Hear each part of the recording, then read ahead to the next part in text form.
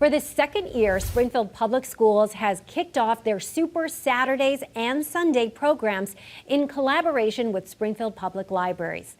Springfield Superintendent of Schools hosted the community-wide forum series to help educate parents, students, and teachers, as well as offer a space to share their concerns, ideas, and hopes for Springfield Public Schools. Springfield's Assistant Superintendent of Community Engagement, Jose Escribano, told Western Mass News why parents of students might want to try and attend these forums. The research is clear.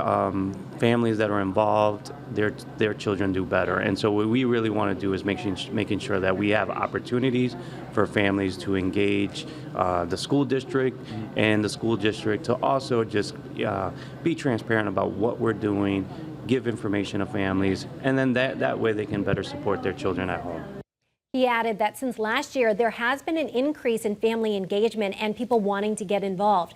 If you would like to attend the next Super Saturday session, it will be at Forest Park Middle School on November 2nd. The topic of discussion will be middle school transformation.